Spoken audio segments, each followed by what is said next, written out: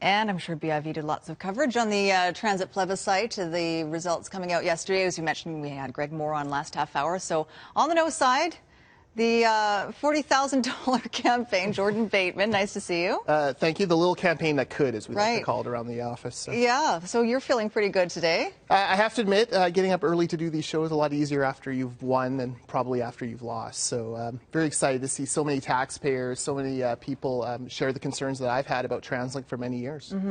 It's quite the campaign. Jordan, tell us where things started to turn for you guys. Well, we came out of the gates hard in January. And, I think the yes side made a strategic error. They were kind of waiting to launch their campaign until the ballots arrived in your mail in March. They were running it like a mayoralty campaign where, no one really pays attention until the voting period opens. We went the opposite. We thought that people wanted to talk about this. It was such a long discussion. We've been 2 years promised this plebiscite. So we went hard in January. By the time mid-February rolled around, their poll numbers, at the beginning, they'd had a 13-point lead. It had completely evaporated. They made the Ian Jarvis decision, and then that really cemented in people's minds what the narrative of this vote was going to be. So you're not surprised at all? I'm not surprised. The margin was a little bit wider, although... wider than you'd expect? Wider than I expect. Look, I was a nervous Nelly because, you have no information. We only have $40,000. And to put that into context, they spent more on their incoming call center than we spent on our entire campaign. They did $300,000 worth of polling.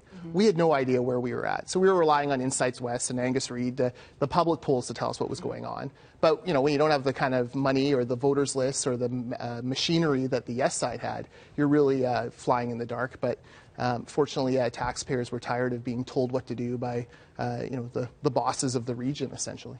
How much was it anti-TransLink sentiment? How much was it enough of taxes? I've had enough.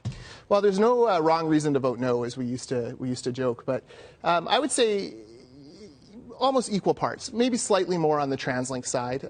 People who feel like they weren't getting value for the money they're already putting into TransLink. But there was a huge contingent. I think Insights West had something like 6 in 10 people who voted no did it because they don't want to pay more in taxes.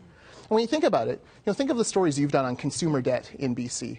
We have the highest consumer debt in the country. People live on their visas month to month trying to make ends meet. A lot of that has to do with the tax burden that we have in British Columbia, and I think that really came through in this vote. But, at the end of the day, a lot of people, while they did vote no, they still agreed that there need to be transit improvements in Metro Vancouver, but they were voting no based on principle. So we still need transit improvements in Metro Vancouver. I mean, that still exists, that problem. So how does that happen? Well, I am one of those voters who voted and believes that there need to be transit improvements. But let's take it apart. First of all, let's not try to do everything at once. There's a reason why this region's only been able to afford one huge infrastructure project a decade. Expo Line in the 80s, Millennium in the 90s, Canada Line in the 2000s, Evergreen Line now. It's because we're actually a very small region as far as the tax base goes. So it takes time to replenish the money. So that's the first step. You can't do 3 decades worth of investment in 10 years. It's too much to bite off. Second of all, we need more efficiencies at TransLink. And efficiency isn't a reason to underfund TransLink, which is what they would always claim. You seek efficiencies in government so that you can use that money to provide more service.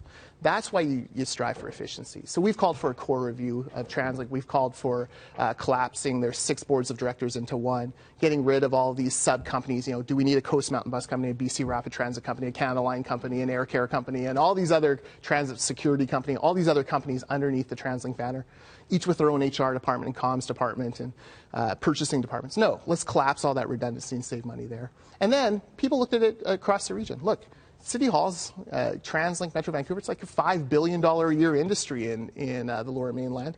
Let's find a way to take some of that money. Surely there's some money there that can be used to fund transit. Right. Got a vacation coming now?